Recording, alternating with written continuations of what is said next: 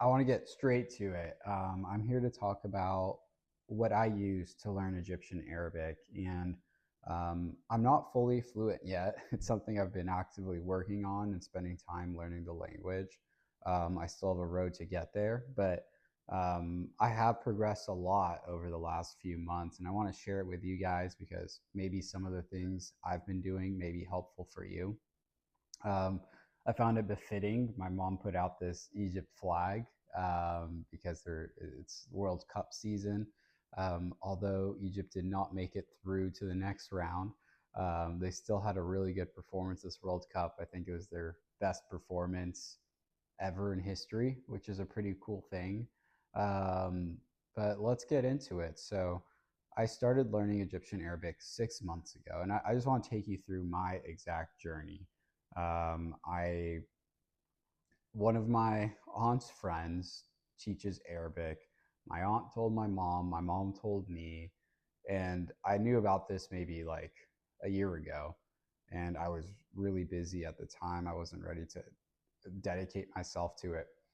And then my mom mentioned it to me again like about 6 months ago, and I was like, okay, like this is a good time for me to start learning. I want to do it. And I was like, let's just do a class and see how it goes. My first class, um, it was a little overwhelming because it wasn't like I practiced or anything before going into it. I was just like there. It was like she was trying to get a gauge of what I knew and didn't know. And the reality of what I knew was just scattered words all over the place, nothing to make a sentence, just high frequency household items. So I'd hear it a lot, right? So this would be anything like Maya, database, is, Bahib. Um, I didn't really understand the different tenses or the different conjugations for the various pronouns. So that was kind of my starting point. So all that was really needed there in the beginning is just to say yes. Say yes to language learning. Say yes, I want to learn Egyptian Arabic. Um, and having some motivation there. My motivation, it's twofold. One thing is I like to learn, and this was a learning challenge. And the other thing was this has been something that I've always wanted to be able to do, but never felt like I had the tool set to learn it. It always felt out of reach because no one ever made any resources available to me that made sense. The closest I got was, some random like tunt, one of my mom's friends, being like, "Don't worry, I'll teach you. I'll teach you" at some party or like family friend gathering, and she just tells me 5 words that day, and that's the end of me getting taught by this tunt. So I think it was just I'm around the language a lot in my life, and I was just like, okay, like it would be nice to like understand and be part of it instead of just like standing around when it gets talked when they talk in it. So that was kind of my motivating factor, and I took the step to actually learn, and then I started learning, and I was like, oh boy, I'm lost. Like there's always this thought process, oh, just talk. I'm like, I can't put one sentence together, like zero zit. I got nothing. Like if you want me to say anything besides Zayak and Enequeus, that's all I got. That's all I got. Right, if I want to say I want to go to my room, I would have had no clue how to say that. Now I could say it, and I is a role. Um, Odi. Hopefully that's right. That Odi should be my room, and I is a role means I want to go. Hopefully that's correct. I'm not fully positive, but I at least think I could put together that sentence now. And when I started, I had no idea. So okay, that was my starting point. So I started going to these lessons. I was getting taught a lot of words, um, but it wasn't necessarily translating into sentences. So there's a little bit of like, okay, try to ask like right. We'd start the chat with like, "How are you? I'm good." And then some good things, she would try to ask me like, what did you do today or on the weekend or something. So then I have to start trying to think of how to say those things. So the one of the first words I learned was like I go and I went, so I could describe motions. I went to the beach, I went to the mall, I went to dinner. Um, so I started to learn like very basic I statements from that. But I was realizing there's a lot of confusion with different verbs and the different tenses and how to do all that. And the lessons were more focused on teaching me like I don't know. I guess it was like I would learn a lot of new vocabulary, and the idea was like if I study this vocabulary throughout the week, when I go back the next week, I'll be at a better place than I was before. But that required so much self discipline on my end, where I think that strategy could work, but I would have had to been really committed to it. I would have had to come up with my own Anki deck. I'd have to remember how to pronounce it. So there's a lot of challenges there. So I was like, okay, what else is out there? And I'll also note there's a lot of content between YouTube, Instagram, I'm sure on TikTok now where it's teaching you, but it's like it never takes you through the full journey. Like it's like, okay, I'm gonna teach you like the words or like the numbers, the colors, the months. We'll like basic survival skills if you're in Egypt, how to ask where the street is or where this is.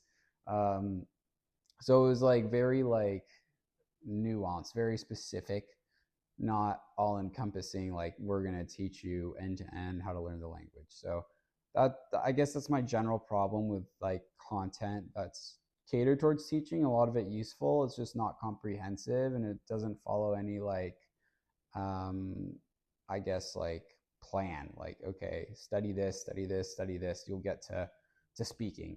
Um, and I also at that time few months back, or maybe it was almost a year ago, I signed up for Pimsleur. I was trying to learn Spanish.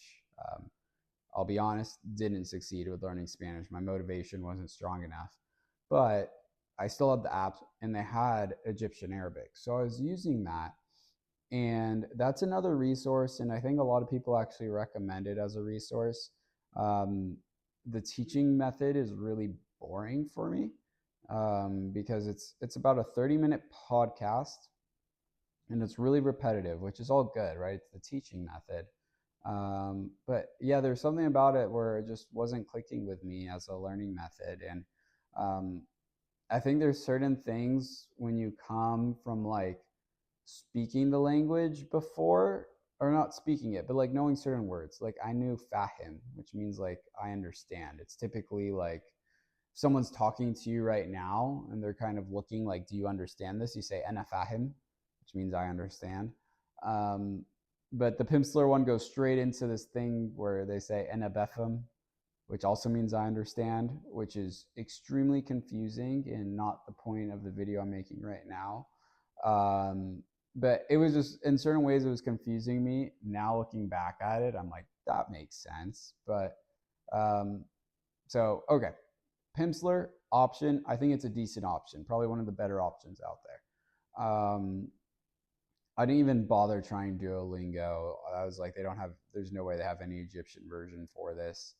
Um, there are some textbooks you could buy, not very many that are in Franco Arabic, which is the Latin or English alphabet with a few additional letters that make up the Arabic script. So I didn't really want to learn the Arabic script. I actually know a good portion of it, but it wasn't like I wanted that as my main mechanism to learn. Like I didn't want to spend a lot of time learning how to read and write. I wanted to spend time learning how to talk, and seeing it in my own script helps a lot with that because I could easily recognize how to pronounce a word versus if it was in a completely different script. It's I'm spending the same amount of mental energy trying to read what it says when I'm just trying to learn how to say the word. So I would say that's like it's an option. Like if you're really dedicated and you're like, I want to learn how to read and write plus learn the language,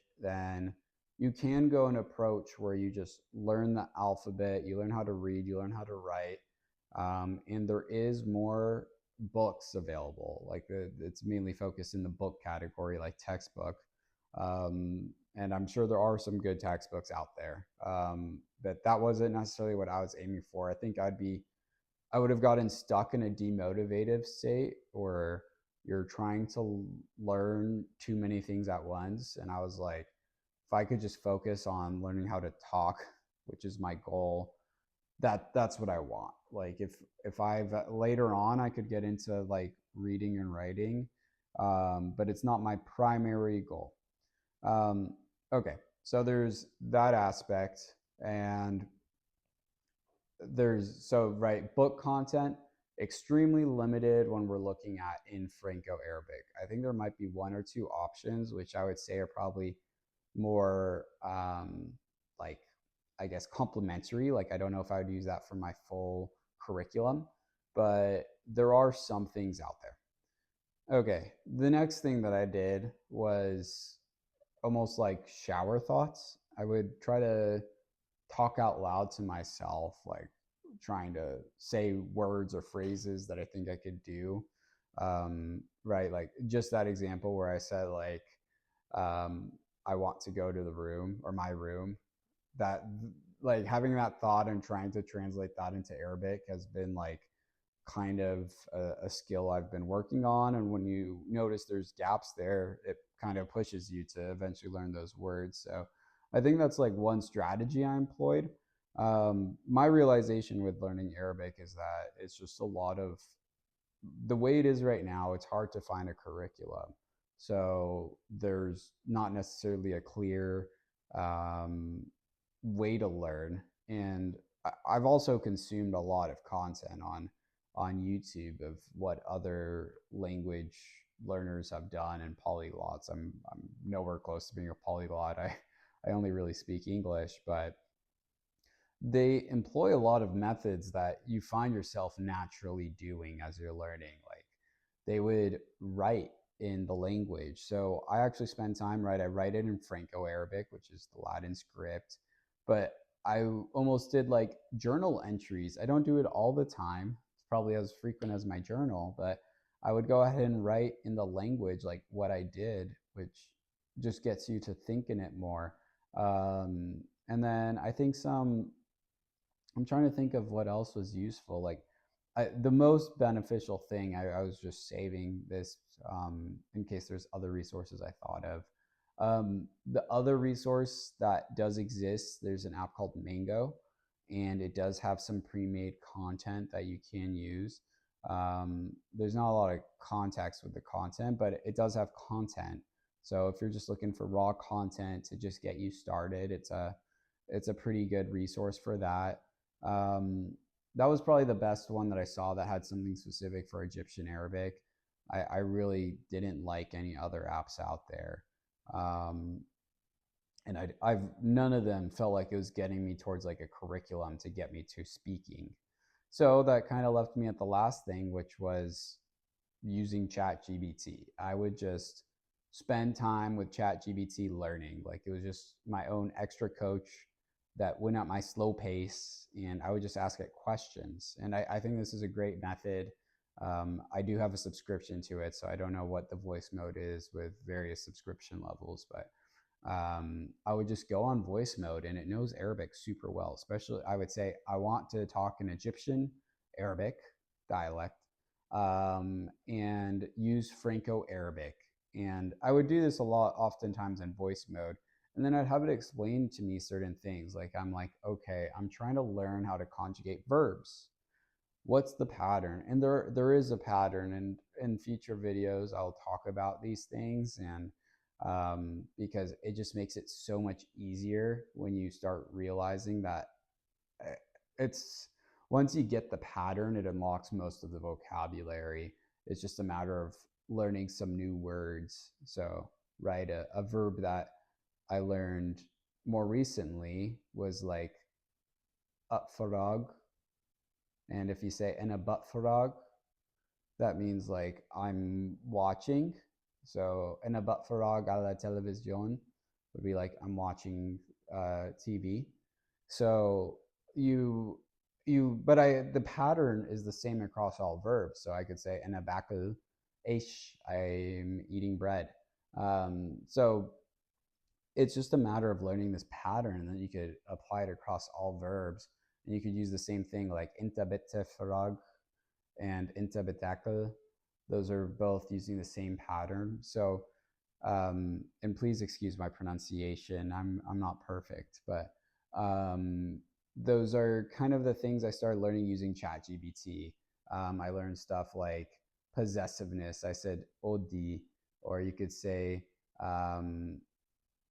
Ardebayeti, which would be my car. So, um, yeah, I'm trying to think of anything else that would be.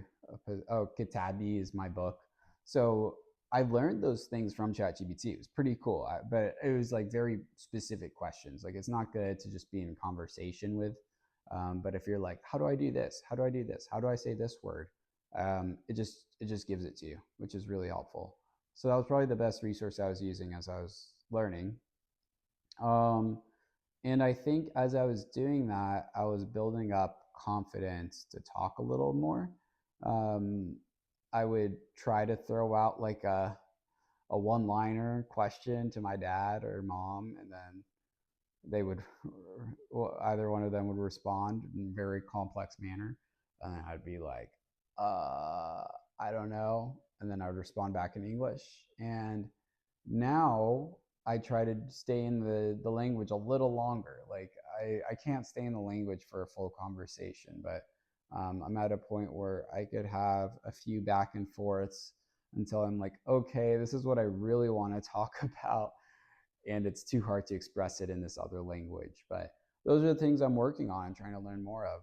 So I would say like if I were to start over with like learning Egyptian Arabic, I would just I feel like the most useful things to me were getting some baseline grammar that allows me to speak in more sentences. So I could say, like, I want bread. I want to go to the beach. I went to the park. Um, I play soccer. I will go dancing. Okay, maybe we're not learning dancing yet, but I think just being able to learn the different tenses for the different pronouns, like that was like a huge expansion for me in terms of what I could say. Now, I'll be honest, none of that feels useful because there's no conversation that you have where you talk like that. Like maybe in a journal reflection, you would say those things, but in terms of like me talking to you, it's not how we talk as humans. So I guess that's like a challenge that you're trying to overcome. You're trying to build a baseline to get you towards like this goal of talking. And there's not really like a good clear path, or no, there's a clear path to get there, but you kind of have to be in the trenches for a bit where you feel like you can't really talk. And then over time, progressively, as your vocab grows and your capability to speak grows, and you're verbalizing more and more often in the language, that's when it slowly starts to click more. Like I'm still very wary when I'm speaking the language, and I'm nowhere near having a full conversation. Um, but I have that like foundational framework pretty well now. Like I have a lot of confidence that I could have a thought and like figure out some way to say it. I just don't have confidence that I could do that in real time, where I'm having a back and forth conversation and I'm staying with it. I'm fully understanding what they're saying. So yeah, I think that's still a challenge that I'm looking to get past. And right, the whole reason I'm talking right now about my own journey is because the biggest thing that's helped me has been building my own language learning app. And so that app is what taught me all this grammar structure and taught me possessiveness and um, had it all in like conversational frameworks. And this was like my proof of concept before building Glyph. And it just gave me a lot of confidence in certain things. Like I got really good at saying any verb in any tense and with any pronoun. And now I feel like I could narrate. Like I could say like she went to the beach or she came here or whatever it may be. Like I feel like I could talk in a lot of ways. I could use bes or ashen, which would mean but or because, to kind of expand. I've learned how to like say my own feelings, which is pretty easy in Arabic once you learn it, where it's just like an means I'm hungry. Um, so there's a lot that I was like able to learn just from the way I was like building my app specific towards the things I wanted targeted practice for. And then the biggest part of my expansion is okay, I feel like I needed those foundationals, but I was still too scared to like have a conversation because there's certain things that happen when you're out in the wild. Someone says something you haven't heard before. Someone talks to you really fast. Um, you kind of freeze and don't know what to say. And my goal with kind of like after building the foundationals is that now you have something where it's okay. Like you will learn tools to kind of get you through those conversations and move at the slower pace that you move. And right, if someone sees that you're trying, hopefully they'll have that patience that you need to like let you think about it and create a thought and respond back that you could ask them to say it again or to say it more simply. And that's kind of like the way I've been building this app. It's that you go from learning foundationals to learning how to survive a conversation. And then the next major goal is to be able to fully engage. And I heard this before, and it really registers with me that if you could really master just like a few things, like you could really talk about sports all day long in that language, then when you talk to someone in that language, you could just steer the conversation there and stay there because you know how to talk about that. So you could go and talk as long as you want about sports with confidence, and then that'll help build the skills you need to talk in that depth for any other category. So that's kind of the goals that I've been laying out for this app, and I have some demo videos that I'm going to be sharing with you guys shortly. But regardless, like the reason I built it and the reason I'm sharing it out with the world is that I've been making it for myself, and I think that it's going to be a really helpful tool for anyone that's learning Egyptian Arabic specifically because it's been built by me and I've been learning Egyptian Arabic. I don't have any other knowledge about any other language. I have not been building this so that it touches every single dialect, every single language out there. Maybe that'll come in the future, but this is just about learning Egyptian Arabic. So if you're someone learning it and you've been thinking about it for a while, I really hope that the product I'm going to be coming out with is going to be the tool that'll maybe make it a lot easier, something that gives you a set curriculum, something that removes that stressor of like thinking, how am I going to study? What do I need to do? And just putting it all in one place for you that you just need to show up. And if you show up, you'll start learning. This is not an app that's built so that I didn't gamify it to like try to get you to stay there for streaks. And I I try to make it to me not boring, where it feels like it's engaging and almost fun in a way with the way that you interact with the app. I've really tried to think all the things that will help me learn, because if I can't use it to learn, then it's not meeting my requirements.